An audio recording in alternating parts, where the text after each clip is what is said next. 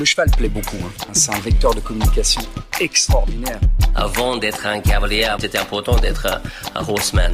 Always put the horse before the personal ambitions. Vraiment un cheval incroyable. Voilà quelqu'un qui est champion olympique et qui n'est pas ordinaire. Se remettre en question et de se servir des défaites pour être meilleur après. Ce feeling, je l'ai eu directement avec Caleb. On fait du haut niveau, il y a le côté financier, c'est comme ça.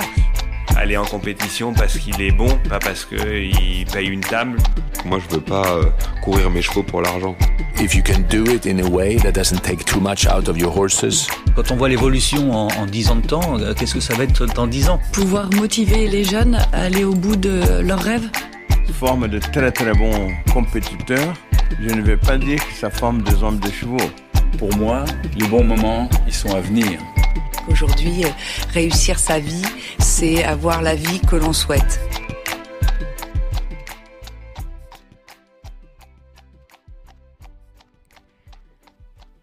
Ça y est, nous y sommes, l'année olympique. Tous les yeux sont rivés sur Paris 2024, à commencer par ceux de nos cavaliers français. Pour cette nouvelle table ronde, nous avons rassemblé 4 des cavaliers présélectionnés pour Paris, chacun pressenti pour l'une des disciplines équestres olympiques. Chiara Zenati, Corentin Potier, Maxime Livio et Kevin Stott ont créé le mouvement Ensemble pour Paris 2024 et partagent depuis 1 an déjà cette aventure individuelle devenue commune.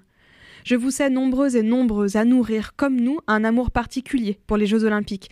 Moi qui aime le sport, qui aime l'esprit sportif, le dépassement de soi, qui admire les capacités infinies de renoncement et de résilience des athlètes, je déclare en préambule de cette table ronde ma flamme pour les Jeux Olympiques. Dans 6 mois, nous serons tous investis de cette mission, celle de soutenir nos cavaliers français qui auront le lourd fardeau que de représenter l'ensemble de notre communauté équestre, de porter très haut et de défendre, oui, nos valeurs et notre philosophie. Notre échange a duré plus d'1h15. Nous avons parlé de système, d'enjeux, de préparation, mais aussi de l'avenir de notre sport et de nos devoirs respectifs, eux, sportifs, nous, médias et pratiquants, de raconter son histoire avec transparence et disponibilité. Je vous souhaite la bienvenue dans ce nouvel épisode de I'm an Equestrian. Bonne écoute à tous. Cette nouvelle table ronde vous est présentée par Cavalassure.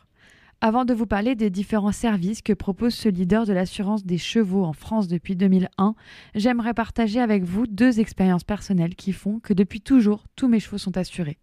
Il y a un peu plus de 10 ans maintenant, Lazare, le cheval de ma grande sœur Pauline, est sorti un matin du box boiteux. Après plusieurs mois de soins vétérinaires, d'arrêt, de rééducation, la conclusion était simple.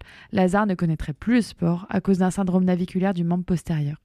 Et puis, il y a tout juste 3 ans maintenant, j'ai perdu ma jument de cœur, Cookie, de colique. Alors, dans ce genre de situation, il y a bien sûr un affect important qui rentre en jeu. Ces chevaux que nous aimons, qui ne feront plus partie de nos vies ou de manière différente, et nos objectifs sportifs, eux, sont remis en question. Quand ça nous arrive, il y a 2 questions majeures qui se posent. La première, c'est le pendant. Je dois sauver mon cheval, l'opérer, mettre en place tous les soins possibles pour lui permettre d'avoir la meilleure vie possible. Mais est-ce que j'ai les moyens de financer tout cela ? Et puis vient le après, lorsque, comme ce fut notre cas, Lazare ne pouvait plus faire de sport et que Cookie n'a pas pu être sauvé. On se demande alors comment rebondir personnellement et sportivement. J'ai eu la chance, dans ces 2 cas, d'avoir des chevaux très bien assurés, qui ont pu couvrir tous les frais vétérinaires, et je n'ai jamais eu besoin de me soucier de problèmes de cou en cas de blessure, d'accident, de colique. Et j'ai été capable, à tout moment et en toutes circonstances, de faire le meilleur choix possible pour eux. Aussi, c'est tout naturellement que je peux vous parler aujourd'hui des services proposés par Cavalassure. La société vous propose un large éventail de services et d'offres que vous pourrez adapter à vos besoins. Cavalassure dispose de solutions complètes pour l'assurance de vos chevaux, mortalité, accident, invalidité, ainsi que pour tous vos équipements, comme votre selle par exemple ou encore votre vent.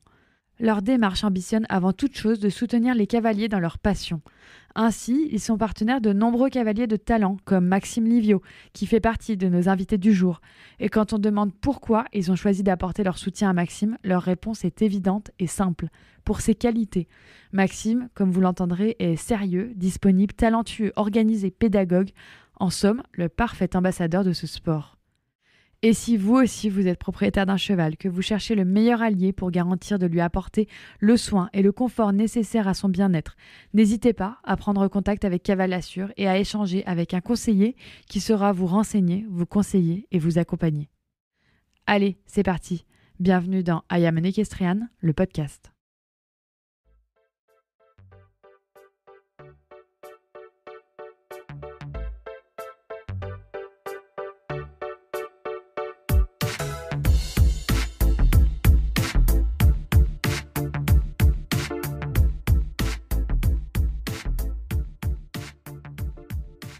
Si vous êtes prêts, je me lance. Bonjour Chiara, je vais commencer par toi parce que tu es la seule représentante féminine autour de cette table en dehors de nous deux. Bonjour Chiara, Corentin, Maxime et Kevin. Merci d'avoir accepté cette invitation. On vous rassemble ici, on est en marge du jumping de Bordeaux. Et alors aujourd'hui, on est à exactement 176 jours, soit 5 semaines ou 6 mois du coup d'envoi des Jeux Olympiques de Paris 2024. C'est de ça dont on va parler aujourd'hui, de ces fameux Jeux Olympiques qui arrivent, qui se rapprochent. C'est le décompte qui nous emmène petit à petit jusqu'à cette Olympiade qui s'annonce déjà unique. Unique parce que pour la première fois depuis 100 ans, la France accueillera les Jeux Olympiques. Unique aussi parce que le château de Versailles en sera le théâtre. C'est un lieu qui est aussi esthétique que symbolique pour tout le monde, j'imagine pour vous aussi. Et puis unique parce que pour plusieurs d'entre vous, vous pourrez prendre le départ pour la première fois d'une compétition olympique. Kevin, j'en suis sûre, du coup je te sors du lot. Pour toi, ce sera aussi, Paris aura aussi une saveur particulière, même si tu as déjà participé par 2 fois aux Jeux Olympiques, à Londres et puis à Rio. Corentin, Chiara, Maxime, vous êtes shortlistés, présélectionnés pour potentiellement intégrer l'équipe de France à Paris. Aujourd'hui, on a eu envie de vous rassembler pour lever un peu le voile sur cette période qui est absolument cruciale, qui est charnière aussi pour vos carrières respectives. On voudrait confronter vos récits, comprendre un peu les trajectoires que vous allez emprunter, que vous avez empruntées et que vous allez emprunter jusqu'à, je l'espère pour vous, fouler pour la première fois les pistes de Versailles. Et on va vraiment essayer d'avoir une conversation libre, c'est ce qu'on vous disait. Ce sera probablement un peu décousu, on n'a pas vraiment de plan. Alors bien sûr, on sait à peu près ce qu'on a envie de tirer de cette conversation, mais il n'y a pas de plan prédéfini, donc n'hésitez pas à digresser, c'est absolument pas un problème, au contraire. Nous, on a un seul objectif dans cette table ronde, c'est de comprendre, grâce à vous, ce qui fait que les Jeux Olympiques sont un événement aussi particulier pour les athlètes et notamment pour les sports équestres. On va commencer en vous demandant un truc assez simple finalement, je crois. On aimerait que vous nous décriviez en un mot dans quel état d'esprit est-ce que vous êtes aujourd'hui à, tu disais, 176 jours des Jeux Olympiques de Paris. Kevin, lance-toi. En un mot, l'état d'esprit ou l'état d'esprit. L'état d'esprit... plutôt confiant. Ok. Corentin ? On fait dans l'ordre de la table, tout simplement. Voilà.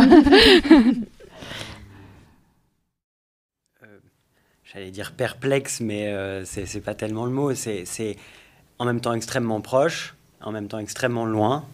Il reste beaucoup de temps, il reste beaucoup de concours, donc une espèce de, si je devais dire un mot, une sorte de sérénité on est obligé d'avoir parce que ce qui peut se passer encore beaucoup. C'est toujours difficile de demander un mot à Corentin. Ça commence. En une phrase. Non mais développe, non, Corentin. En une phrase, t'en auras 10. Donc un mot, c'est bien. Non, je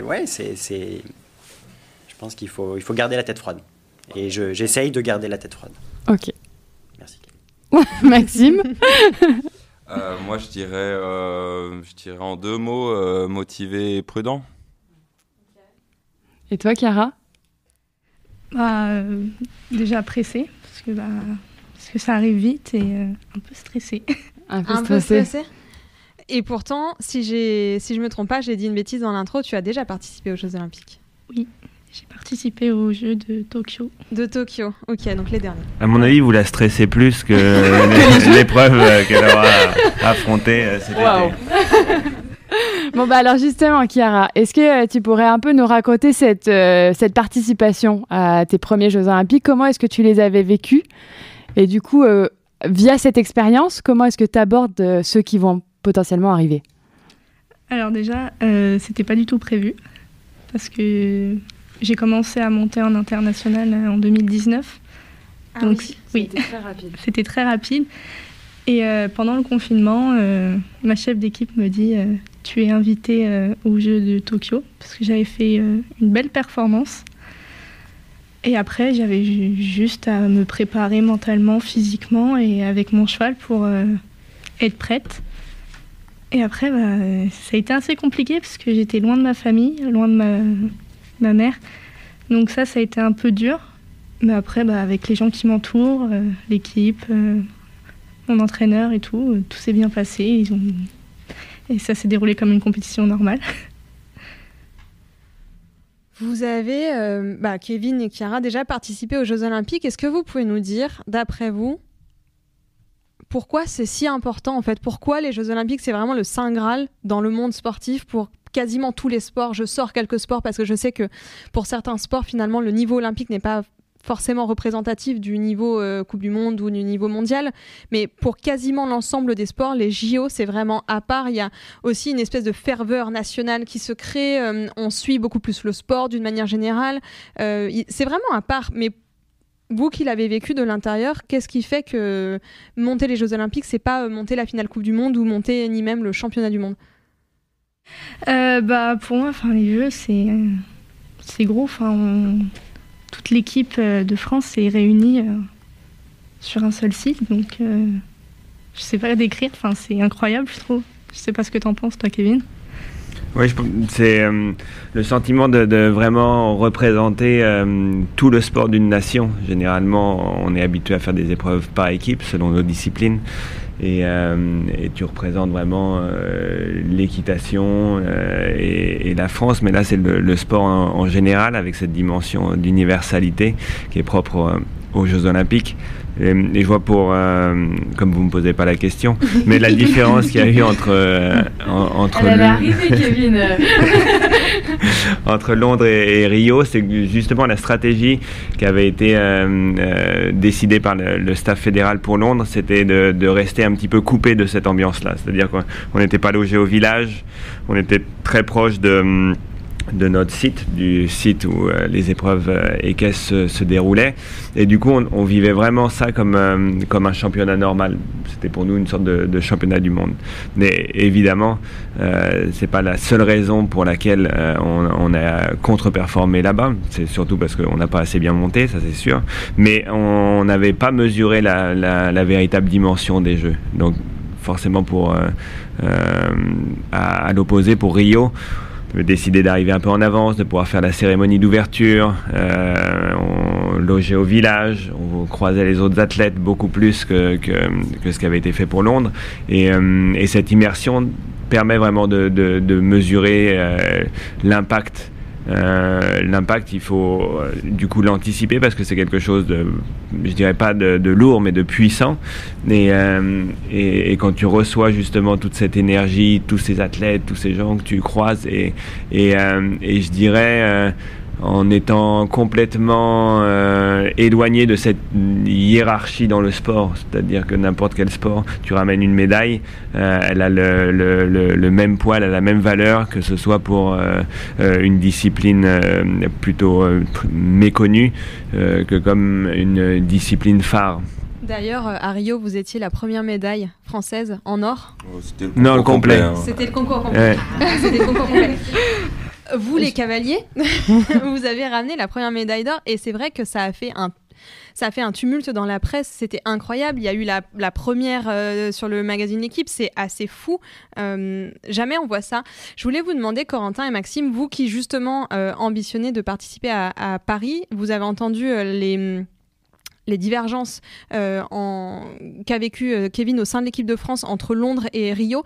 Est-ce que vous pensez justement que si vous arrivez jusqu'à Paris, vous allez essayer d'être immergé dans l'ambiance olympique avec cérémonie d'ouverture, avec village olympique, ou est-ce que vous allez peut-être essayer de conserver ce que vous avez, on va dire le fonctionnement, le process que vous avez habituellement comme un championnat, avec votre temps de concentration, avec votre routine très habituelle et peut-être un peu plus loin aussi de l'effervescence? Je pense que beaucoup de ces choix ne nous appartiendront pas, Okay. Tout d'abord. Le fait de participer, de loger au village olympique ou non, de participer à la cérémonie d'ouverture, voilà, ça ne repose pas forcément que sur nous. Maintenant, je pense qu'effectivement, c'est important de s'imprégner, comme vient de dire Kevin, c'est important de s'imprégner et de prendre conscience de l'importance de l'événement, d'autant plus que c'est en France. Mais en tout cas pour moi, l'objectif, ça sera de pas changer une équipe qui gagne, pas changer une routine qui gagne, ou en tout cas qui gagne, qui fonctionne correctement. Donc c'est vraiment, ça va être un jeu d'équilibriste dont il va falloir parler et préparer bien en amont pour être sûr de la stratégie à adopter à l'instant T. Ouais, je partage assez ce sentiment. En plus, il était bref pour une fois, donc c'était facile à comprendre. Non, vraiment, je pense qu'il faut faire attention de ne pas devenir spectateur aux Jeux Olympiques. Moi, j'ai eu la chance de les vivre une fois en tant qu'entraîneur. J'ai fait aussi plusieurs Jeux asiatiques qui se rapprochent vraiment de cette ambiance-là, où c'est dans des grosses métropoles, où il y a des gros villages athlètes, des temps de bus interminables pour rejoindre les différents sites et tout. Donc, c'est sûr que cette organisation-là nous sort forcément de la routine habituel quand on est à l'hôtel ou dans nos camions et il faut être capable de s'y adapter. Mais je pense vraiment qu'il faut rester acteur de son épreuve, de garder en tête son objectif. Et j'essaie vraiment de faire attention de profiter un maximum à chaque fois qu'on a des temps libres dans notre routine, parce que c'est pas commun et parce qu'on le vivra peut-être qu'une fois. Faire attention de ne pas devenir spectateur, quoi. L'objectif, c'est pas d'aller aux Jeux Olympiques, c'est d'y performer. Donc voilà, nous par exemple pour le complet, on a la visite vétérinaire le jour de la cérémonie d'ouverture et le dressage le lendemain, sachant que d'habitude on a un peu le choix d'y aller ou pas y aller en fonction de si on passe le premier jour ou le deuxième jour de dressage. Là, ça a été tout condensé pour qu'il n'y ait qu'une seule journée de dressage, donc on va tous passer le lendemain de la cérémonie et c'est vrai que ça va être magique cette cérémonie, mais ça va nous faire quitter le site très tôt, passer des heures debout avant de monter sur les bateaux, rentrer très tard, alors que la veille du dressage, on a plutôt envie de remonter son cheval, de regarder comment il va, comment il est, Donc voilà, je pense que par la force des choses, on sera plus acteur que spectateur et qu'il faut se méfier de garder cet équilibre-là. T'as déjà le planning bien en tête quand même là. Ouais. Alors Maxime, justement, je vais continuer un peu avec toi. Tu as représenté la France à de grandes échéances et à plusieurs grands championnats, que ce soit en tant que cavalier mais aussi en tant qu'entraîneur, tu l'as évoqué juste avant. Est-ce que tu peux nous parler justement de cette Olympiade-là ? Alors tu as dit que tu étais motivé et prudent, c'est ça. En quoi est-ce qu'elle est aussi particulière pour toi ? On pense et on imagine bien sûr que le fait de courir le concours complet à Versailles, c'est aussi quelque chose de très particulier. Est-ce que tu peux nous parler un peu de ça ? Alors c'est vrai que ça fait, je crois maintenant de 12 ans que je suis dans le top 20 mondial et numéro 1 français. J'ai pas encore fait les Jeux Olympiques. Ça fait du coup 3 Olympiades qui me passent un peu sous le nez. Une fois un cheval trop jeune, une fois un cheval trop vieux, une fois un cheval blessé, une fois... Donc c'est pour ça que je dis prudent, parce que là je démarre l'année avec plusieurs chevaux qualifiés, avec 2 qui ont vraiment un potentiel de sélection, mais un qui contre-père fait un qui se fait mal, et puis je vais les regarder passer une fois de plus. Donc je suis assez prudent par rapport à ça. Maintenant, ça fait 4 ans qu'on a essayé d'organiser le piquet de chevaux aux écuries pour avoir plusieurs chevaux dans le bon âge, avec la bonne expérience pour cette saison. Déjà, on n'a pas si mal bossé parce qu'on a plusieurs chevaux entre 10 et 14 ans qui sont qualifiés, qui vont bien et qui ont l'expérience pour pouvoir y prétendre. Maintenant, on sait que ça se resserre là, donc il va falloir être intelligent pour confirmer le statut sans pousser trop les machines et les garder fraîches pour cet été. Voilà pourquoi je suis motivé et prudent. Je pense que c'est vraiment possible d'y être et d'y être avec des chevaux qui peuvent avoir de l'ambition là-bas. Maintenant, il faut rester à sa place et puis faire le boulot tous les jours pour que ça arrive. On va en reparler de cette préparation qui est en plus hyper spécifique. À 25 semaines, à la fois c'est encore beaucoup, à la fois c'est rien. Il peut tout et rien se passer. Mais on va peut-être juste finir ce tour de table. Corentin, on voulait parler un peu avec toi du dressage pendant quelques années. J'ai pas envie de dire décennies pour pas être mauvaise langue, mais c'est vrai, là, le dressage français a été tenu un peu à l'écart quand même. On a eu parfois des difficultés à qualifier des cavaliers aux Jeux Olympiques. On n'avait pas forcément d'équipe. On avait des cavaliers individuels qui partaient, mais pas l'équipe. Maintenant, ça y est, la France a quand même constitué une équipe de dressage qui est solide, qui peut se permettre aussi d'aller tutoyer les grandes nations de dressage historiques et puis toutes celles qui ont performé performé récemment dans tous les derniers championnats et les dernières échéances. Est-ce que tu peux nous parler un petit peu justement de cette équipe de France qui arrive, des attentes que vous avez, des ambitions que vous pouvez nourrir aussi, et de peut-être ce qui a changé entre cette époque où, si je dis pas de bêtises, je me rappelle de Pékin, on a une cavalière qui s'est qualifiée, je crois, au final à la fin en individuel, mais on n'avait pas d'équipe en tout cas en dressage. Maintenant, vous allez... Je sais pas. Je crois pas. Ça peut-être. Bon, j'ai peur de dire une bêtise. Non, mais... non, il y avait Julia, en tout cas, ça c'est sûr, Julia Chevagne qui était à Pékin, et pour le reste de l'équipe, je sais pas, peut-être pas. Je vais vérifier, je le remettrai dans les notes si jamais il y avait une équipe, pardon pour tous ceux qui étaient qualifiés que j'ai oublié. En tout cas, voilà, est-ce que tu peux nous parler de cette équipe actuelle et de la puissance française qui revient quand même d'échéance en échéance, on le sent, on le voit? Alors, je pense que c'est important de rappeler que, effectivement, en équipe, ça fait longtemps qu'on n'a pas eu, je pense, une équipe aussi homogène. Maintenant, on a toujours eu des bons cavaliers et toujours eu des bons chevaux. Certes, depuis Margit Autocrépin, pas assez pour aller tutoyer des médailles, mais on parlait de Julia Chevagne qui a été en finale au jeu, Karen Tebar, on a toujours eu des bons cavaliers.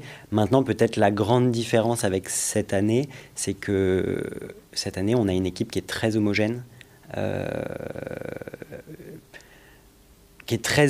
dans ses performances, qui est très homogène dans, je pense, son équitation. Je pense que c'est ça qui ressort beaucoup de ce que les juges et de ce que le public peut dire. C'est que c'est une équitation qui est jolie à voir. On prend du plaisir à monter nos chevaux. On espère que nos chevaux prennent autant de plaisir que nous, je pense, qu'ils le font.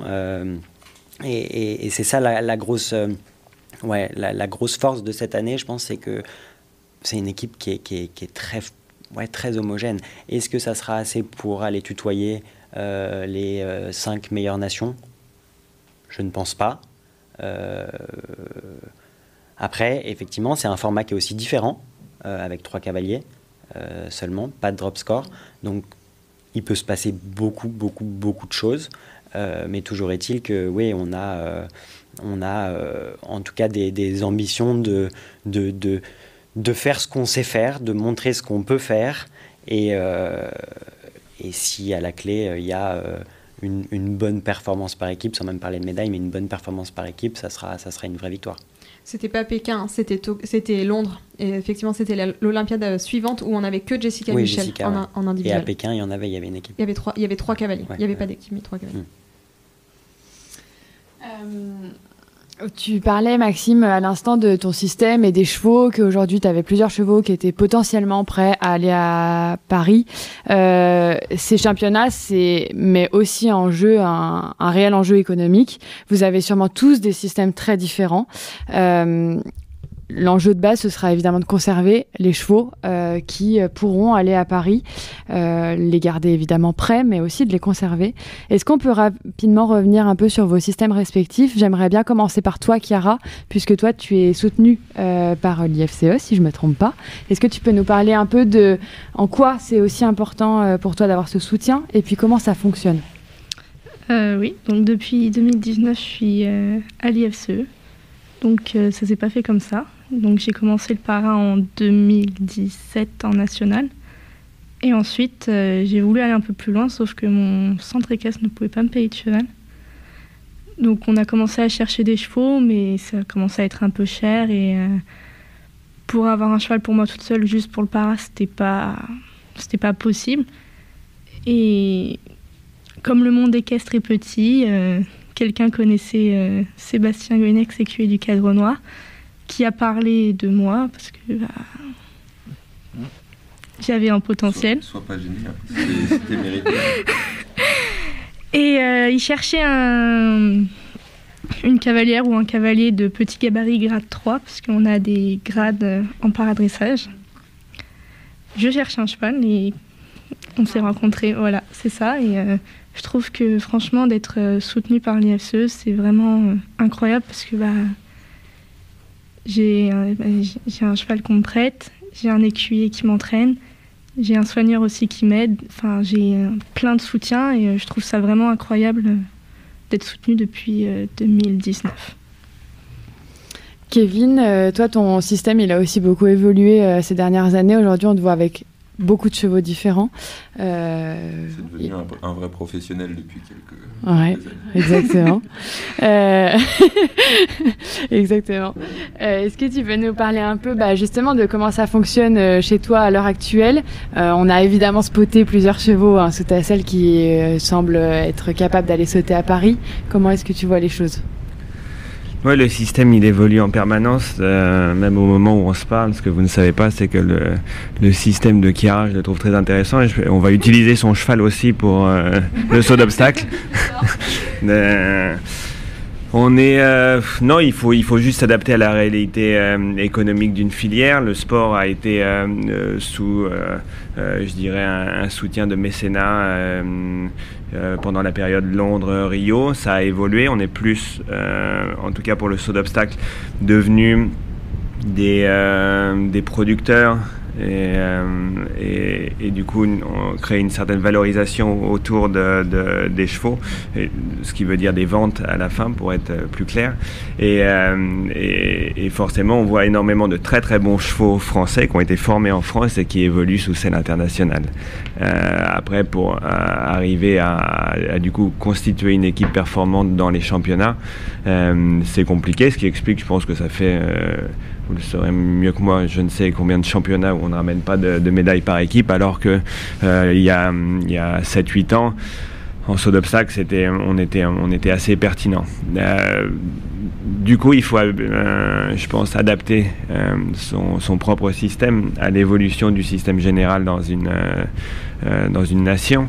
Et je suis sorti de deux gros sponsors, gros mécènes qui m'ont vraiment aidé à faire ce que j'aime, c'est-à-dire aller en compétition régulièrement.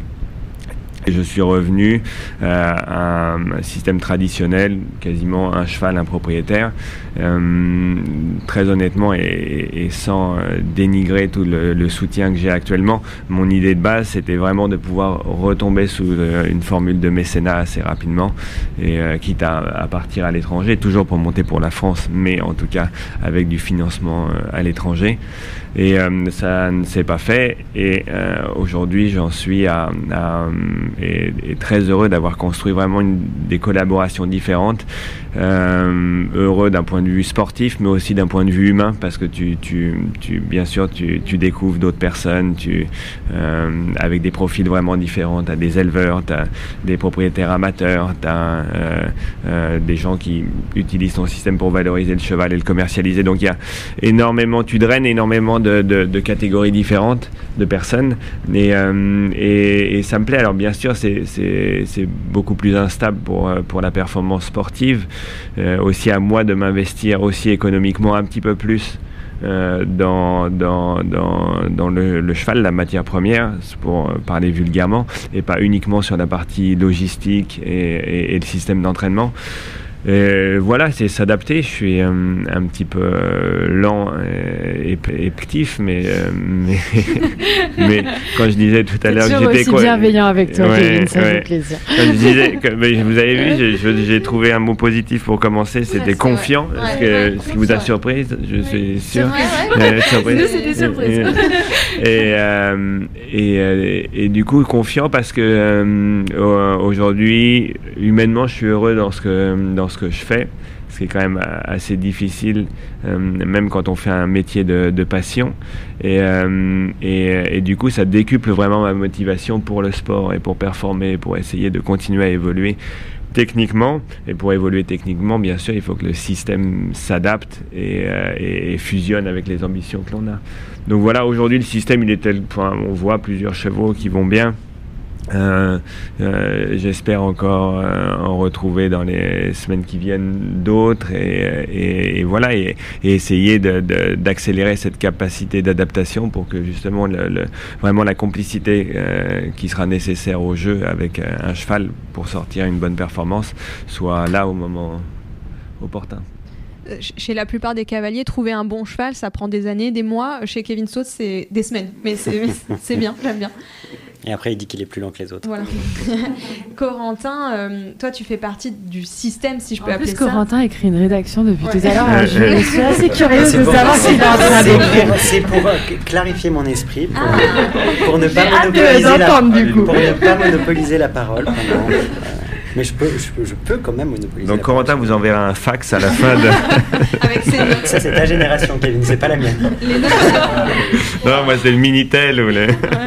Les notes de l'épisode prises par Corentin. Corentin, toi, tu fais partie du système Panfou Dressage. Ouais. Vous avez un système qui est orienté vers le commerce et le haut niveau, si je peux imaginer ces deux piliers. Comment ça se construit et comment est-ce que vous intégrez le projet olympique à l'intérieur de ce système ? Alors... Déjà, dans ce système... Est-ce que ma question correspond aux notes que tu as prises Non. Dans le système Panfou Dressage, la plus grosse difficulté, c'est qu'il y a déjà 2 cavaliers équipés, Camille et moi. La majorité des chevaux nous appartiennent. On a la chance d'avoir quelques propriétaires qui nous aident. Mais la plupart sont à nous. Donc ça coûte très cher. Ça nécessite une vraie structure derrière pour faire tourner le tout, et effectivement c'est un équilibre qui est pas toujours aisé à trouver, mais qui est extrêmement marrant que de jouer entre le commerce et le haut niveau, parce que les deux sont assez l'un aide l'autre et l'autre aide l'un. C'est vrai que le haut niveau, c'est une vraie vitrine, c'est une publicité énorme pour un cavalier et pour un commerce. Ça permet d'être plus crédible, d'avoir plus de poids quand on dit quelque chose. Voilà, c'est une vraie autorité de fait qui se crée grâce à la compétition. Et à côté de ça, voilà, comme je le disais, le commerce permet aussi de financer ce haut niveau. Donc c'est vraiment deux aspects qui se côtoient et qui se chevauchent les uns les autres assez régulièrement. Après, c'est vrai que l'avantage qu'on a dans ce système, c'est qu'on ne le fait pas du tout par besoin. On adore faire du commerce, on adore travailler à l'international, parce que 80% des ventes de chevaux qu'on fait sont à l'étranger. Et ça, pour nous, c'est génial, parce que ça nous fait grandir en tant que sportifs aussi, parce qu'on a la chance de rencontrer des gens du monde entier, d'aller entraîner en Inde, en Thaïlande, aux États-Unis, au fin fond du Texas. Et ça, c'est absolument super. Ça te fait grandir en tant qu'homme et en tant qu'athlète. Et puis en plus, je pense que on est donc dans ce truc des jeux, et quand même on est au deuxième point de ça. Ouais, non, on arrive à la fin. Et puis dans ce c'est truc... très intéressant, Maxime. Ouais, non, mais il aime bien me couper. Donc je reprends depuis le début. Dans cette optique des jeux, j'espère que vous couperez toutes les conneries qu'il raconte. Pas du tout, absolument. Ah non, on regarde tout. Et bah du coup j'ai perdu ce que je voulais dire. Non. Dans cette optique des jeux quand même, où les sports équestres sont de plus en plus remis en question, le fait de pouvoir aller à l'étranger, dans des pays émergents, aider quand même à développer la discipline et à faire en sorte que voilà, il y ait de plus en plus de gens qui pratiquent ce sport, mine de rien, c'est aussi une façon très détournée de s'assurer une certaine pérennité dans notre sport. Je veux dire, c'est vrai, là on était ensemble avec Maxime aux Jeux asiatiques cet été. On avait 2 cavaliers indiens, nous, en dressage. L'équipe d'Inde a gagné la médaille d'or. Et on voit une dynamique qui se crée dans ce pays suite à cette médaille d'or. C'est la première qu'ils aient jamais eue dans les sports équestres. C'est énorme.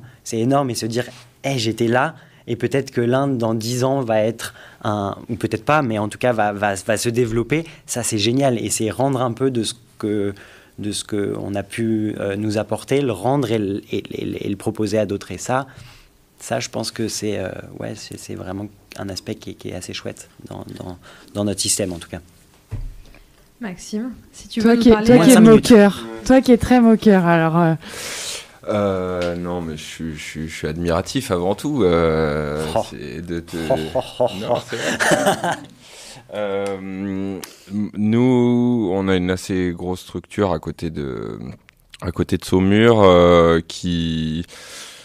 qu'on a développée selon différents piliers pour financer le sport. On gagne beaucoup moins qu'en concours hippique et un petit peu plus qu'en dressage. Mais du coup, ça veut dire qu'il faut vraiment concevoir le système pour que le sport soit pas dépendant de sa réussite pour faire vivre toutes les équipes et toute la structure. Donc j'adore enseigner, c'est pour ça que j'écoutais attentivement ce que tu disais à la fin, parce que je retrouve la même chose et je trouve que c'est vraiment intéressant de transmettre. Donc on a créé un sport-études il y a 10 ans qui accueille des élèves mineurs et majeurs, français et étrangers. En concours complet principalement, mais de plus en plus en concours hippique avec Mathilde, ma compagne, qui s'occupe d'eux. Et puis on a un autre volet qui est le commerce de chevaux.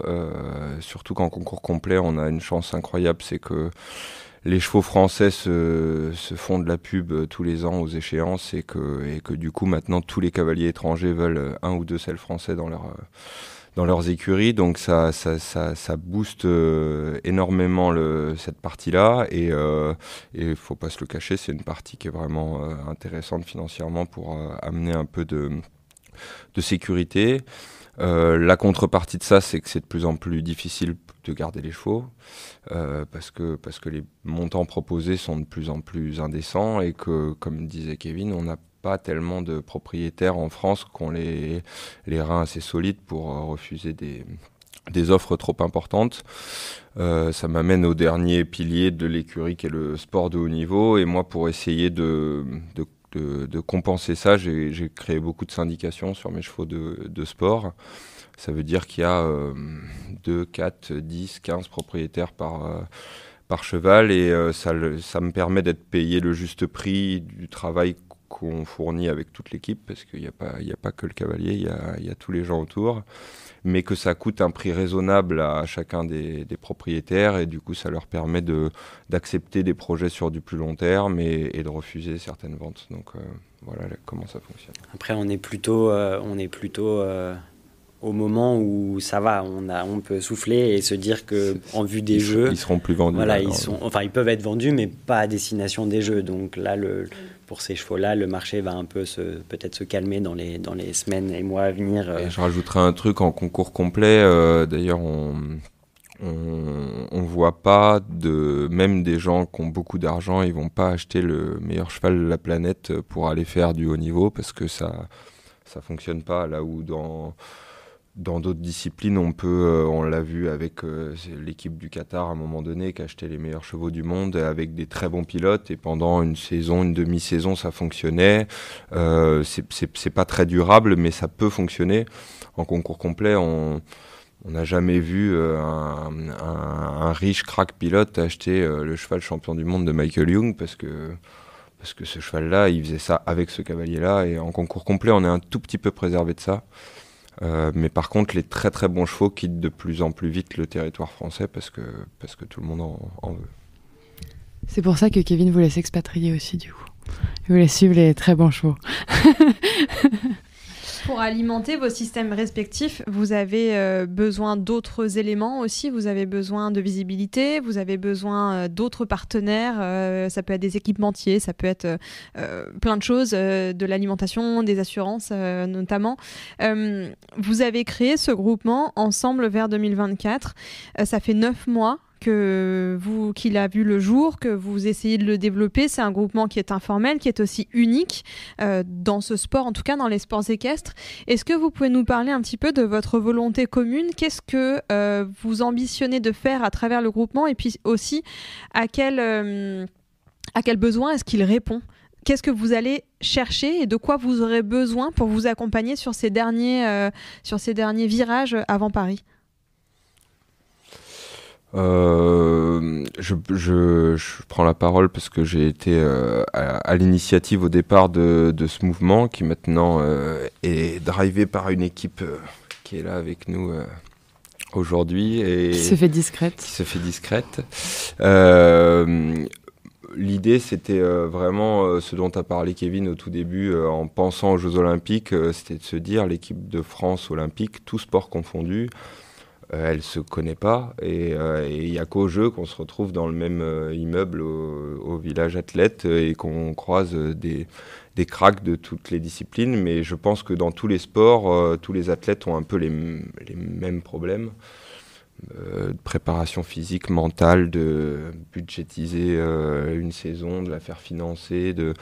Et je me suis dit, c'est quand même fou que au sein de cette équipe de France, cette grande équipe de France, il n'y ait pas plus de passerelles entre les sports, entre les athlètes pour qu'ils échangent, qu'ils communiquent, qu'ils s'enrichissent les uns des autres, parce que je pense que ça peut très sérieusement rendre tout le monde meilleur de pouvoir rencontrer, que ça soit humainement ou sportivement. Et puis ce projet était un poil trop ambitieux par rapport au temps qu'on pouvait y consacrer, donc on a essayé de le faire qu'à l'intérieur de l'équitation, exactement avec le même fonctionnement, en se disant c'est quand même fou, on est tous des cavaliers. Avant, ensemble avec Kevin, on avait dû se croiser 5 fois en 10 ans, parce que des fois il y a du concours complet en même temps que du CSO, parce qu'on a fait les championnats du monde ensemble, mais on se connaissait sans se connaître, et puis c'est pareil dans les autres disciplines. Donc l'idée, c'était vraiment de se dire comment on peut créer un groupe de discussion, des passerelles pour mieux se connaître et s'enrichir les uns des autres. Donc le premier volet, il est d'abord humain. Se rencontrer, discuter, et à chaque fois qu'on fait des rencontres et qu'on a des discussions, c'est vraiment riche. Et après, le deuxième volet, il est médiatique. Je pense que Chiara, elle kiffe la médiatisation. Elle kiffe grave. Elle est à l'aise d'ailleurs. Elle adore. Non, mais elle pourra en parler après, mais c'est vrai que depuis qu'on a créé ce truc-là, il y a, alors que c'est une des cavalières du groupe qui a déjà fait les Jeux, et depuis qu'il y a ce groupe-là, il y a plus de sollicitations, le para est plus mis en valeur. Nous, on a vachement appris de ses difficultés, de comment elle gère le truc et tout, donc c'est vraiment... C'est le deuxième volet, et on voit que ça fonctionne. Et le troisième volet, il est économique. L'idée, c'est que l'union fait la force, et qu'on apporte un collectif qui a un potentiel de participer au jeu, avec tous des parcours complètement différents, des vies différentes, des personnalités différentes, et que un collectif peut peut-être se vendre mieux à des partenaires hors du monde du cheval qu'une seule personne. Donc voilà les 3 objectifs de ce groupe-là. On peut dire que le premier, il fonctionne bien, et qu'il faut qu'on continue à accélérer sur les 2 suivants. Corentin, tu as pris des notes. Du coup, on te propose de nous partager le fruit de ta réflexion. Non, mais c'est vrai. Tout d'abord, c'est vrai qu'il faut vraiment remercier Maxime et toute l'équipe qui est derrière, parce que c'est une super initiative. Je me souviens encore quand Maxime m'a appelé, j'étais à Brico Dépôt. Et j'avais dit directement, quand Maxime avait pitché, j'avais dit top là, enfin je veux dire c'est génial, c'est une super idée, c'est d'une certaine façon ce qui nous manque dans l'équitation, parce que c'est un sport individuel, mais le fait est que d'une façon ou d'une autre, et nous on le voit très bien dans notre commerce, on a besoin des autres cavaliers. On a besoin pour l'économie, parce que par exemple pour nous les autres cavaliers nous amènent leurs chevaux à vendre, mais on a besoin, au-delà de juste cet aspect économique, on a besoin de pouvoir parler, de pouvoir confronter les idées, de pouvoir grandir, aussi boire une bière en terrasse et parler de tout et de rien avec on a besoin de ces échanges-là. Et ça n'existe pas, juste le fait est que ça n'existe pas. Et ça, pour ça, vraiment, merci Maxime. Un autre aspect que je trouve intéressant dans Ensemble, c'est que vraisemblablement, c'est en vue des Jeux, mais c'est une aventure qui ne s'arrêtera pas aux Jeux. Je ne sais pas si vous voudrez continuer ensuite après, mais j'imagine, j'espère. Si on pouvait trouver un autre dresseur, moins bavard, moi je continue avec plaisir. Moi plus jeune cavalier de Et ça, c'est vrai que si ça s'arrête pas au jeu, non mais j'ai l'habitude. Hein. Si ça s'arrête pas au jeu, bah c'est formidable. Et il faut pas que ça s'arrête au jeu. Il faut qu'on continue à se rassembler, à mettre d'autres gens dans la boucle et en faire un truc plus grand que juste nos simples vies individuelles. T'as de la chance, toi, Chiara, ils te taclent pas. Ils sont les plutôt médias. un peu... Mais toi qui es la plus jeune, qui est visiblement pas la moins expérimentée, mais non, qu'est-ce que tu tires de tout ça finalement? Bah déjà, je reviens un peu à ce que dit Corentin. Déjà, je trouve que l'initiative de Maxime, c'est super, parce que de regrouper toutes les disciplines olympiques, un groupe comme ça, c'est pas commun. On n'a pas l'occasion de voir tout ça, et faire un regroupement comme ça nous permet aussi d'échanger sur nos problématiques, sur par exemple ce que j'arrive pas à faire à une main. Peut-être que Maxime pourra m'aider à trouver un autre moyen, peut-être avec je sais pas, la mise en scène ou quoi, je sais pas.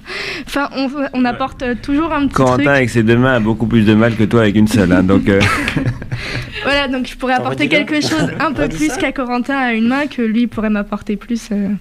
Je trouve que c'est un échange. C'était super. Non, mais sur ce, c'est quand même vrai. Quand on a été chez Maxime, donc pour ce rassemblement, on a tous essayé sauf Kevin qui n'a pas voulu se ridiculiser. Exactement. On a tous monté à une main avec le même système qu'à Chiara.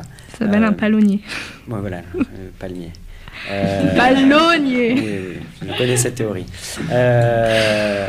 Et c'était super, parce que d'une certaine façon, moi en tout cas, je suis monté dessus, je me suis dit c'est très proche de ce qu'on fait, et du coup ça permet de mettre des mots sur une sensation qu'on n'a pas, et c'était génial, parce que et même pour quand je suis rentré à la maison, je me suis dit ok, j'avais cette sensation, comment je peux la reproduire sur mes chevaux. Voilà, ça fait réfléchir. T'achètes les rênes. Oui. Voilà. Tu voulais en acheter un d'ailleurs. Je voulais en acheter un parce que je trouve ça génial pour apprendre aux gens, et puis même pour moi, pour pouvoir parfois ressentir cette sensation qui est d'une certaine façon extrêmement juste et pure, parce qu'il n'y a pas à une main, on peut beaucoup moins tricher qu'à 2. Et ça m'a beaucoup fait réfléchir ensuite, et rien que pour ça, c'était super, quoi. C'était super de se rencontrer et de pouvoir essayer ça. C'est exactement ce que je voulais vous demander. Je voulais vous demander, de tous ces premiers temps d'échange et de travail que vous avez eu en commun, qu'est-ce qu'il en est ressorti, et qu'est-ce que vous avez, de manière extrêmement concrète et pratique, Une cirrhose. Oui, alors, j'ai voulu dire qu'il y avait plein de réunions, on n'avait pas été invités. J'aimerais bien, Adrien, que les prochaines, on soit là, parce que... Visiblement, on passe des bons moments. Mais... Déjà que dans la salle d'à côté, il y a du champagne et pas ici. Ouais, et c'est vrai. Pas le budget. Moi, un truc très concret, c'est que quand tout le monde est venu à la maison, j'ai fait notamment une séance à sauter avec Kevin sur Happy, qui est un des chevaux préférentiels pour aller au jeu cette année, et c'est un cheval qui est très régulier à 4 points depuis des années. Ça m'a fait réfléchir sur pas mal de trucs. J'étais en train de changer des choses, j'ai continué d'en changer, et le cheval, sur ses 5-6 derniers parcours de la fin d'année, il est tout le temps sans faute. Donc je dis pas ça pour lui envoyer des fleurs, hein, évidemment, mais n'empêche que c'était une séance un peu informelle. Mettre le doigt sur 2-3 trucs. C'est un grand cheval un peu long qui peut vite se désorganiser, se désunir. Il m'a dit, mais arrête de te faire chier avec ça, laisse-le fonctionner. Je n'ai pas utilisé exactement ces termes-là. C'est cavalier d'obstacle quand même. Hein. C'est pas grave. Laisse-le fonctionner sans toi, le gêne pas. Et depuis que j'en fais moins une obsession, le cheval se désunit moins, je le gêne moins, et il s'organise mieux sur les sauts. Et voilà. Et donc, c'est vraiment... si on projette un peu le truc, et que c'est le cheval qui va au jeu, et que c'est un déclic qui nous permet d'effacer un 4 points sur les 2 parcours, ou 4 points sur les 2 parcours, ça peut transformer une médaille. en vrai, on aurait pu avoir cet échange-là techniquement sans ensemble, en se connaissant et tout, mais dans les emplois du temps de tout le monde, prendre une demi-journée pour que tout le monde vienne et fasse ça, on l'aurait jamais fait. Donc voilà un truc très, très concret qui s'est passé en tout cas. Kevin, est-ce que tu t'es inspiré de Corentin ? Dans sa descente, ouais. Forcément. Non, c'est une super initiative. Il faut que je dise merci Maxime aussi, sinon je vais être le seul et je vais passer pour un goujat. J'essaie de polir cette image mois après mois. Non, c'est génial. Moi, je le prends vraiment comme avec le temps, comme une aventure humaine. Au tout début, c'était il y a 1 an, tout juste, que Maxime est venu me voir. Et ce sont des projets très cadrés et tout ça. Il y en a plein qui arrivent sur la table et tu valides plus par comme il y a le para dans l'histoire, plus pour le côté image que pour autre chose. Et finalement, c'est complètement l'inverse. Dès la première réunion, c'est le côté humain qui est ressorti. C'est toujours s'enrichir de l'expérience des autres. Alors bien sûr, il y a toujours cette histoire de problématiques en commun que l'on a dans la gestion, dans l'économie. Mais finalement, les problèmes, ils sont vite effacés. C'est des trucs, on en parle et puis on n'en parle plus directement. On arrive juste à s'inspirer les uns des autres par rapport au parcours de chacun, par rapport à la technicité de chacun dans sa discipline. Mais surtout, ça me fait du bien, moi qui suis en vieillissant dans une période où j'essaye de m'adoucir socialement, de m'ouvrir en tout cas aux autres et pas de rester un vieux con comme ça à ruminer seul dans mon coin et à partager uniquement des aventures sportives et aucune ça se voit très peu mais en tout cas l'aspect humain est super important. L'aspect humain, c'est ce qui nous permet de partager énormément de choses positives et forcément si c'est pas initié par entre guillemets au départ une obligation de se rencontrer et tout ça qui fait partie du but de l'association, on ne ferait absolument pas naturellement.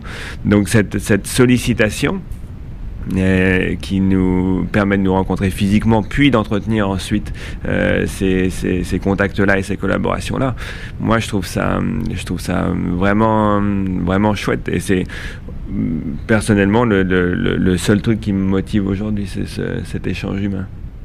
Et on a une petite pensée pour Marie Van Der Heyden qui peut pas être avec nous parce qu'elle est partie faire une partie de sa saison aux États-Unis, mais elle vous aurait fait bien marrer parce qu'elle nous fait beaucoup rire quand on se regroupe et son histoire et son parcours est juste exemplaire, incroyable. C'était une cavalière de concours complet avant son accident et qu'aujourd'hui elle soit l'outsider de notre groupe, mais que ça, on a déjà échangé pas mal avec elle sur le fait que ça lui donnait un surplus de motivation ou de confiance, de se dire si j'y suis, il faut que ça marche et donc elle nous aurait fait bien marrer être là avec nous, mais une petite pensée pour elle. Mais que partie remise. Voilà. Et du coup, si on se projette, vous pourriez être tous les 4, 5 ensemble à Paris. Ça aurait encore une signification particulière, encore une dimension autre que se retrouver parmi l'équipe de France, mais là en plus dans une équipe encore davantage soudée, qui aura partagé un peu tout ce travail en amont, toutes les périodes de doute, les questions, les problématiques et du coup le succès derrière. Ouais, c'est sûr, mais je pense que l'histoire qu'on raconte là, de tout ce qu'on vit, on sera très content s'il y en a un de notre groupe qui y est, s'il y en a plus d'un, et si on y est tous, ça sera encore mieux. Mais je trouve que le chemin, le chemin de cette dernière année avant les Jeux, il est déjà chouette et utile. Mais c'est sûr que, en tout cas moi, pour avoir vécu quelques championnats où on retrouve les équipes des autres disciplines en se regardant un peu du coin de l'œil, avec souvent on finit le complet quand les gars de concours arrivent et ils nous regardent sauter notre mètre 30 le lendemain du cross sans comprendre trop ce qui se passe ou les difficultés ou les trucs. Je pense que Kevin, si on est tous les deux au jeu, il regardera un peu différemment mon sport et cette discipline-là dans mon sport. Donc voilà, je pense que ça rajoutera forcément un peu de soutien, un peu de motivation, un peu de tout ça, quoi. Kevin, sur les dernières échéances, est-ce que tu avais eu l'occasion d'aller marcher les crosses ? Est-ce que vous aviez pris le temps, par exemple, d'aller marcher le cross ? À Rio, oui. Ouais. Réponse. Ah ouais, c'était concis, merci. J'ai l'information. Bon, merci donc Kevin pour cette réponse. Il y a un autre, on a parlé de vos systèmes, du groupement, des enjeux financiers, etc. Il y a un autre enjeu avec Paris 2024 qui est très important et dont je crois qu'il faut absolument qu'on parle. C'est l'enjeu médiatique de ces Jeux Olympiques qui est immense, puisque lors des dernières Olympiades et depuis surtout le sujet du bien-être animal est forcément énormément mis en jeu et sur la table. Quelles sont d'après vous, tous, vous quatre, les solutions, c'est pas forcément simple de répondre à ça, mais au moins les premières clés qui vont nous permettre de commencer à répondre aux interrogations du grand public par rapport à ces enjeux de bien-être animal? Je pense que les premières interrogations... Quoi ? Vous avez 2 heures. les premières interrogations, enfin le changement est quand même déjà opéré depuis... Je vais déjeuner, je reviens. Non, le changement est opéré depuis déjà très longtemps.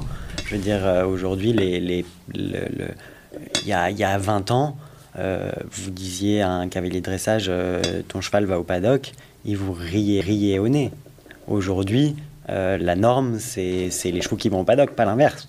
Donc il y a beaucoup un gros changement qui a déjà été effectué ces dernières années, un vrai switch de mentalité dans la tête de tout le monde, et je pense que c'est un combat qu'il faut continuer à mener, essayer d'aller vers toujours quelque chose de mieux, de plus constructif, et je pense que ces jeux peuvent être une bonne étape, une bonne pierre de passage pour un sport qui est encore plus respectueux dans tous les sens du terme. Je suis d'accord avec toi, je pense qu'il y a malgré tout aussi plus de gens qui sont sensibles à ces sujets-là et du coup plus de gens qui participent à le décrier ou à le défendre. C'est aussi pour ça que ça prend plus de place, mais moi je pense vraiment qu'il faut déjà avoir la transformation dont tu parles, il faut la pousser à l'extrême déjà chez nous, dans nos têtes.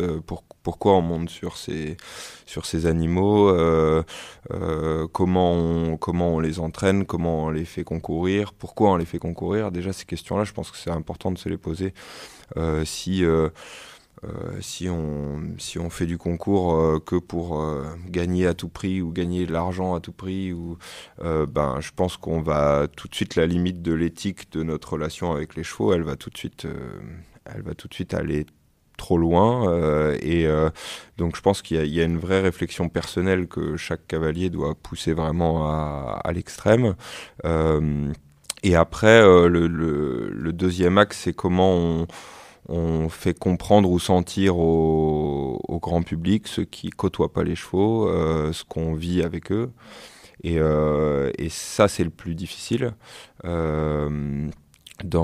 Chez tous les cavaliers qui sont là et chez 80% des cavaliers qui font du haut niveau ou même du niveau amateur, leur cheval ou leurs chevaux, c'est les stars de l'écurie, c'est leur meilleur ami, et tout est organisé pour le bien-être de ces animaux-là, et la relation qu'on travaille avec eux pendant des années pour qu'ils se prêtent au jeu de la compétition, qu'ils s'amusent et qu'ils aident le cavalier à être performant parce qu'ils ont envie de l'être aussi, c'est le plus dur à faire comprendre et à montrer.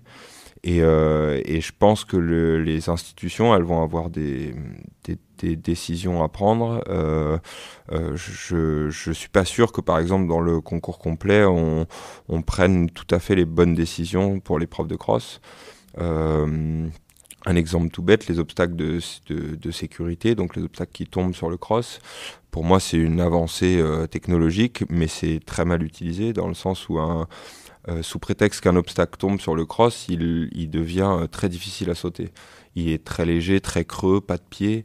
Ah, c'est pas grave, ça tombe. Mais en vrai, ça tomberait pas aucun chef de piste nous proposerait de sauter ça. Donc sous prétexte que ça tombe, on nous met une difficulté technique supplémentaire qui n'aide pas la sécurité, qui n'aide pas le cheval à sauter. Et puis souvent, ils nous le mettent au milieu d'une bonne ligne droite à la 9e minute de cross. Donc le moment où le cheval est déséquilibré par 9 minutes de galop et il n'y a que l'action du cavalier de le freiner, de lui demander un effort qui va nous permettre de le sauter. Pour moi, c'est une bonne idée mal utilisée. Et je pense vraiment que toutes les décisions qui vont être prises dans les mois et années qui viennent vont avoir des conséquences très très importantes. Est-ce que vous avez parfois le sentiment d'être attendu au tournant ? Parce que c'est Paris, parce que c'est la génération, parce que les revendications augmentent et se concentrent de plus en plus sur notre sport ? Ou est-ce que quelque part, vous évoluez presque dans une bulle et que vous ne le ressentez pas ? Non, on est obligé on est attendu au tournant, il ne faut pas se le cacher, mais on est attendu au tournant parce qu'on est aussi, d'une certaine façon, des figures médiatiques à notre petite échelle. On est bien sûr attendu au tournant, on doit être, autant que faire se peut, irréprochable. Est-ce que quelqu'un peut être, à chaque moment de sa vie, irréprochable et faire la bonne action au bon moment ? Je ne pense pas. Peut-être que ce qui est intéressant, c'est de réfléchir tous ensemble à comment on peut faire évoluer le sport. C'est vrai que le fait de se dire on va être scruté, ça peut faire peur, mais je pense qu'il faut avoir une discussion avant et se tourner vers se réfléchir tous ensemble à comment faire au mieux. Si on a ça, le fait d'être attendu au tournant, ça ne doit pas nous faire peur. Ça doit juste être une partie intégrante de notre vie et du choix de vie qu'on a fait. Kevin, est-ce que tu peux peut-être nous partager aussi ton point de vue, toi qui as eu, par le biais de tes positions, de nombreuses discussions avec les instances fédérales, internationales notamment. C'est un sujet qui est intimement lié aussi à la décision qui a été prise de faire une équipe à 3. Donc est-ce que tu peux nous donner un peu ton point de vue là-dessus ? On adore ça. On en a déjà discuté. Pour les auditeurs, faites référence au podcast de Genève. Tous les épisodes où Kevin est apparu. Non, bien sûr qu'il y a des décisions, encore une fois, de règlement pour les Jeux Olympiques spécifiquement qui correspondent pas à la dangerosité de notre sport à partir du moment où tu mets quelqu'un qui n'a pas de niveau d'aller sauter des épreuves ou même de faire une reprise, encore plus d'aller sur le cross.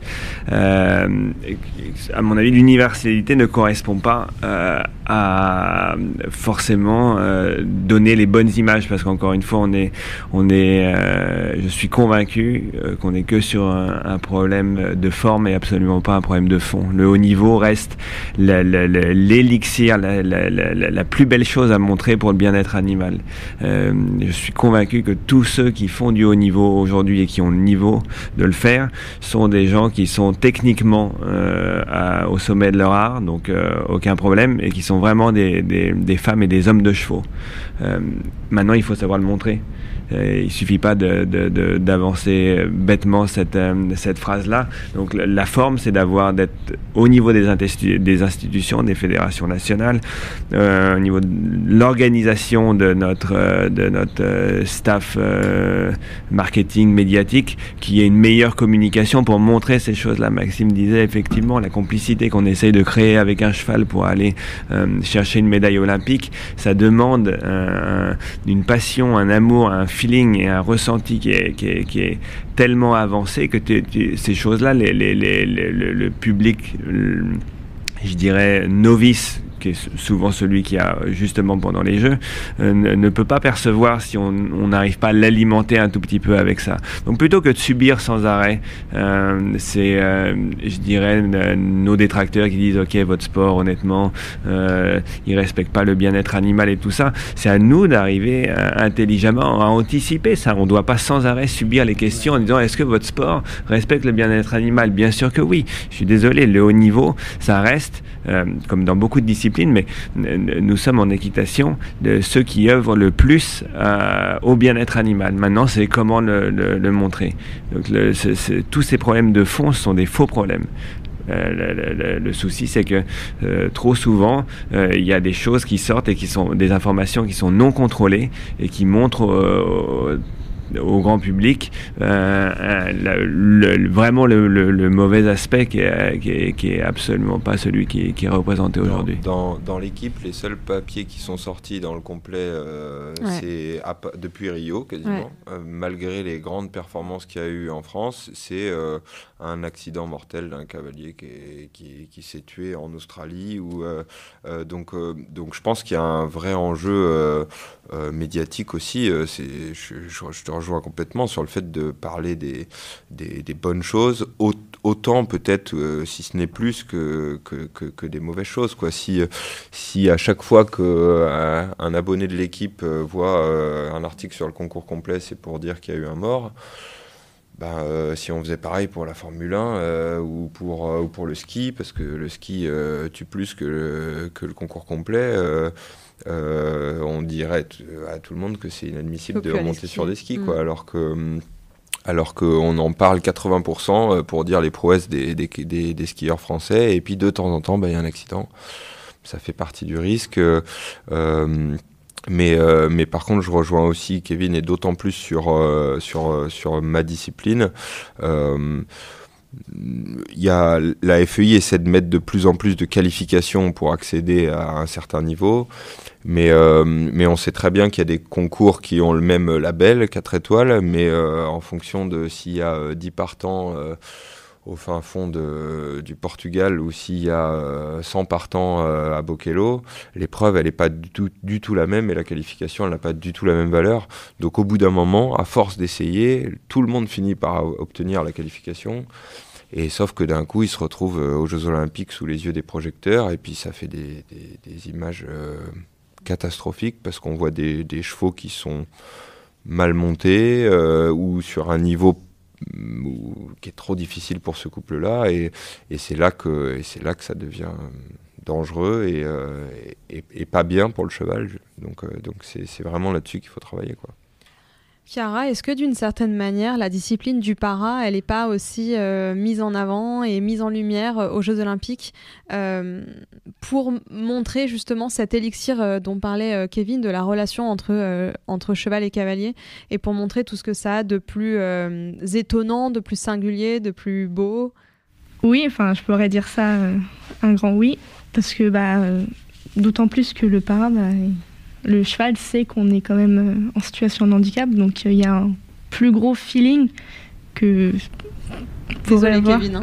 Non, pourquoi tu regardes que moi? Non, oui, je trouve ça... le feeling, en fait, il est plus fort, je trouve, en para, parce que le cheval, en fait, il nous aide un peu à... pour ma part, à oublier le handicap, puisqu'on danse avec le cheval, donc du coup, je trouve que on fait... corps vraiment avec le cheval, je sais pas si on peut le dire comme ça. Moi je pense que par rapport au problème un des problèmes sur le bien-être animal et l'équitation, c'est que je trouve qu'on devrait le meilleur moyen de montrer au grand public ce que c'est la relation qu'on vit avec un cheval, ça serait d'utiliser un petit peu plus et un petit peu mieux les chevaux dans la société actuelle, pour des personnes hospitalisées, pour des petits vieux dans les EHPAD, ils pourraient tous aller s'occuper de chevaux qui sont dans le jardin derrière, pour des gens qui sortent de prison, pour des gamins dans les cités, vraiment, je pense que c'est le seul animal avec qui l'homme ne peut pas tricher. Mais vraiment, ça veut dire que celui qui se comporte de manière irrespectueuse avec des humains, on le met face à un cheval, il redescend d'un étage, même si le cheval est tout gentil, simplement parce qu'il y a on est impressionné, et le seul moyen de vivre quelque chose avec ce cheval-là, c'est de le respecter. Et dès qu'on le respecte, il commence à y avoir une relation. Et en vrai, moi, je pense que le jour où, si on mettait plus de chevaux dans différents aspects de la société, on pourrait montrer au grand public ce que c'est la relation avec un cheval. Et du coup, il comprendrait ce dont on parle. Et Après, il y a des chevaux qui sont génétiquement faits pour faire du dressage, d'autres pour faire du complet, et faut pas mélanger. C'est sûr que si on met un cheval de Grand Prix de dressage dans un hôpital pour enfants, ça va pas aller, hein. Mais si on met un Shetland sous la selle de Corentin, bon, il est petit, ça peut peut-être passer, mais il prendra et inversement, quoi. Si moi je fais du cross avec un percheron, ça n'ira pas. Donc il y a des races de chevaux qui sont génétiquement faites pour partager des choses avec les êtres humains, et moi je pense qu'il faudrait, c'est notre meilleure solution pour faire comprendre aux gens ce qu'on vit dans le quotidien, quoi. Ouais, ce qui est certain, c'est qu'il y a un énorme problème de communication. Le cheval a fait partie de la vie de l'homme depuis toujours.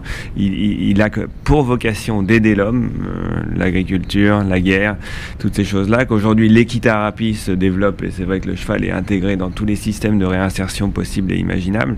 Et bien sûr, ouais, montrons plus de para pour montrer à quel point le cheval et l'homme sont faits pour, et la femme, pour collaborer ensemble. Et je pense que c'est aussi une responsabilité médiatique de vous, journalistes, investigateurs. Non, mais bien sûr,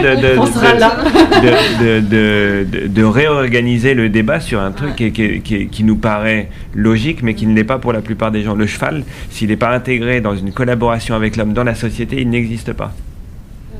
Je pense que c'est beaucoup plus facile de parler des aspects négatifs d'un point de vue journalistique. Je lisais ça il n'y a pas longtemps, que pour un article positif dans un journal, il y en a 16 négatifs qui parlent de mauvaises nouvelles. Et je pense que là, on touche aussi le problème, c'est qu'on parle beaucoup plus des mauvaises choses parce que ça fait réagir que des bonnes choses. Dites, Tartampion s'est bien occupé de son cheval, c'est normal. Et c'est effectivement normal. Tartampion qui s'est mal occupé de son cheval, là on va le pointer du doigt. Parce que qu'intellectuellement c'est beaucoup plus difficile de rendre quelque chose de positif intéressant, alors que de nature, juste le sujet de quelque chose de négatif interpelle les gens. Donc oui, c'est un travail intellectuel beaucoup plus important, mais c'est de notre responsabilité d'apporter ce travail-là et de réorienter les discussions vers quelque chose. Bien, aujourd'hui, on sera les acteurs de ce que le cheval va être dans la société et dans le sport plus précisément dans les années à venir. Notre responsabilité, c'est justement l'héritage qu'on va laisser. Est-ce qu'on aura laissé en se disant de toute façon, très honnêtement, moi qui suis le plus vieux, l'équitation fera partie des Jeux Olympiques, ou en tout cas il y aura toujours des championnats, on continuera à faire des compétitions sportives jusqu'à ma mort. Mais ça ne s'arrête pas là, c'est pour les générations suivantes, on doit laisser ce sport exister, briller, tout ça. Donc c'est à nous de vraiment systématiquement réorienter les débats sur le bien-être animal dans la bonne direction, parce qu'il y a trop d'erreurs qui sont commises et qu'on laisse passer par manque de réaction. Et par manque de courage, je pense aussi. Parce que beaucoup de... Je veux dire, c'est aussi, je pense, très difficile, et ça nécessite beaucoup de courage, et c'est pour ça que d'être ensemble et se soutenir les uns les autres, les cavaliers, c'est très important. C'est que quand quelqu'un se fait épingler pour des trucs qui ne sont pas forcément vrais, utiles, enfin, prouvés, peu importe, quand il y a des pseudo-manipulations qui peuvent être faites, personne ne dit rien. Personne ne dit rien parce qu'on se dit si on dit quelque chose.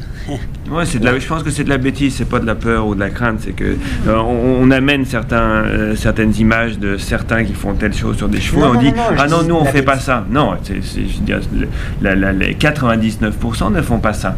Et le cheval est bien traité. Tout ça, c'est pas de défendre de manière égocentrique, et Dieu sait que je le suis, uniquement notre petit patrimoine. C'est une responsabilité importante. C'est le manque de courage des cavaliers les uns vis-à-vis des autres. On doit faire front et on doit expliquer. Et solidaire. Solidaire. C'est ça, c'est que on a vite fait de se dire potentiellement c'est moi le prochain sur la liste, donc je vais pas faire de vagues et peut-être qu'on m'oubliera. Passer sous les radars. Voilà, c'est ça. Et c'est pas comme ça que ça marche, parce que il faut qu'on soit solidaire, il faut qu'on se serre les coudes et qu'on soit tous ensemble dans le même bateau à aller vers quelque chose de toujours mieux. Merci Corentin. Sur une note peut-être un peu plus positive, et puis parce qu'on va commencer à... oui, c'était très positif, c'est vrai. C'était très positif d'ailleurs, il faut vraiment le dire. Non, mais parce que ça fait déjà plus d'1 heure que vous êtes avec nous. en plus de notre retard. 48 minutes spoliées par Corentin. On pourra faire le décompte du temps de parole. Ouais. Ok, ça va vous, à mon avis, ça va vous... ça va vous surprendre. Est-ce que vous... Chiara qui va devoir exposer Du coup, je vais poser la question à Chiara. Le regard noir de Chiara. Oh là là là là. On va le mettre sur vidéo, celui-là. Est-ce que vous pourriez nous parler un peu de votre programme sportif, celui qui arrive dans les semaines, mois à venir, en vue potentiellement donc de Paris 2024? Chiara? On rigole, mais c'est la seule question d'aller au jeu, quasiment. Bah oui. Rien n'est garanti. Ne fais pas comme Kevin Stott. Mais non, mais parce que rien n'est garanti. Ça se trouve, je peux me blesser ou le cheval peut être blessé. Enfin, c'est comme pour les trois autres cavaliers qui sont ici. Ton plan théorique, ce serait là pour l'instant. Comment s'est organisée ta saison si tout se déroule comme prévu? Alors déjà, j'ai changé mon entraînement. Déjà depuis mars 2023, je suis à temps plein à Saumur pour un entraînement quotidien à cheval et à pied. Et après, pour ma saison sportive, j'ai commencé sur un stage il y a 15 jours. Et ensuite, mon premier concours, c'est à Fontainebleau en avril. Ensuite, je fais 3 concours d'affilée, plus un concours pour les sélections. Et après, on a 3 semaines de stage pour...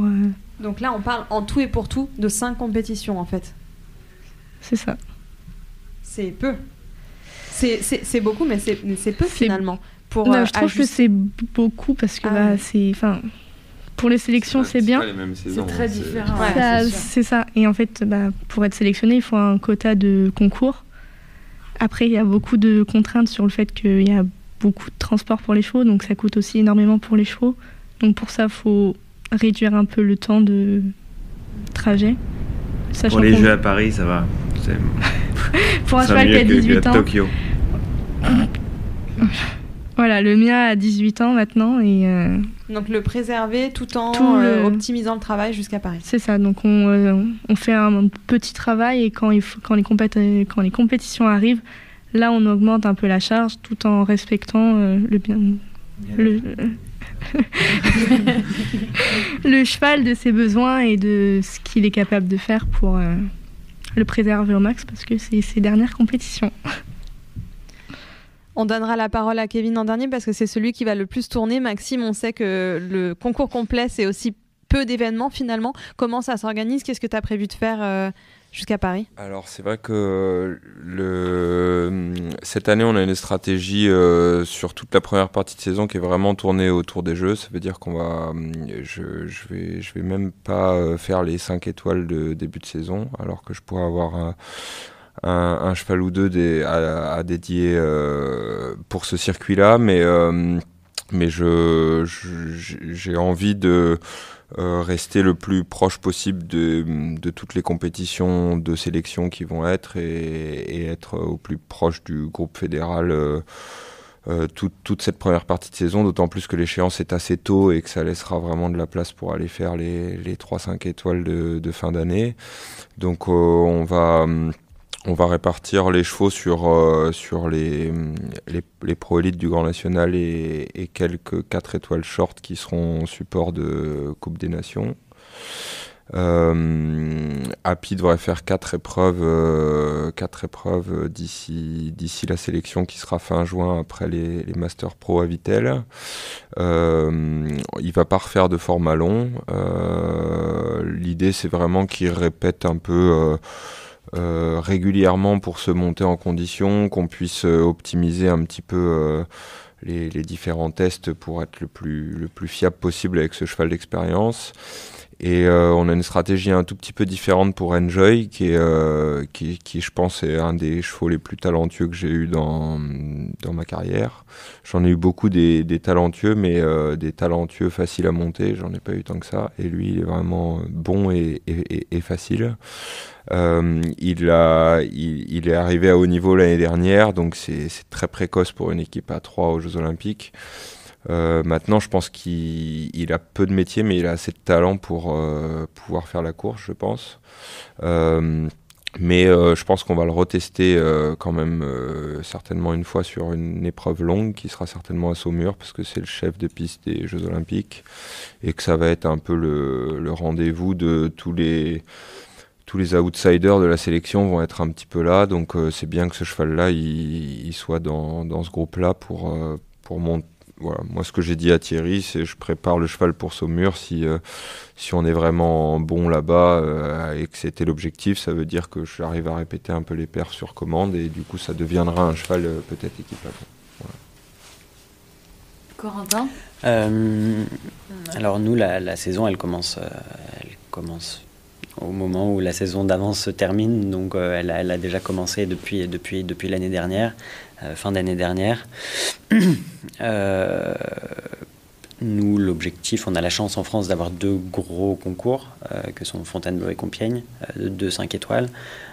Donc forcément, ça sera un rendez-vous qui sera indispensable en vue des Jeux. Après, autour de ça, viennent se greffer d'autres gros concours, toujours avec un objectif de répéter ces gammes, d'une certaine façon, parce que nous, dans la position dans laquelle sera l'équipe de France de dressage, on ne voudra pas prendre de risques, on voudra des chevaux qui soient le plus réguliers possible. Donc l'objectif, ça sera de répéter dans des gros événements le plus possible une bonne performance, mais une performance qui est régulière. Donc la saison va un peu se construire autour de ces 2 grosses dates-là, puis après le 5 étoiles à Rotterdam, potentiellement aussi, qui sera un mois avant les Jeux. Et voilà, et autour de ça viendront se greffer d'autres concours en fonction aussi des autres cavaliers. Donc nous, voilà, on doit jongler un tout petit peu pour que chaque membre potentiel de l'équipe de France puisse avoir des concours pour se montrer. Donc voilà, pour l'instant, on avance petit à petit. Dans un 5 étoiles classique, vous avez combien de places pour... Ça dépend. Ça dépend, par exemple, Compiègne de l'organisateur, du format. Vous avez plus de places quand les concours sont en France Parce que oui, pas forcément. Par exemple, Compiègne, c'est une Coupe des Nations qui se court à 3 couples, avec parfois un cavalier, alors que normalement, dans les autres Coupes des Nations, c'est 4 cavaliers. Donc Compiègne, c'est 3 cavaliers dans l'équipe, plus un 4e individuel. Potentiellement plus, mais pour l'instant, partons sur 4. Fontainebleau, qui est entre guillemets juste un 5 étoiles, il y aura potentiellement plus de places. Alors qu'à l'étranger, oui, on l'a vu cette saison, nous, pour les Coupes du Monde, avoir 2 places. Non, c'est bon, tu as répondu à ma question. Dans une Coupe du Monde, c'est très très compliqué. C'est déjà très compliqué. Kevin, il manque plus que toi. Est-ce que tu peux nous parler un peu de la préparation en vue des Jeux ? Moi, comment ils vont sauter ? Plus que 464 concours avant les Jeux. Non, j'ai 2 chevaux qui sont potentiels. Un cheval qui s'appelle Beau de l'Aubry, qui arrive là, Beau de l'Aubry.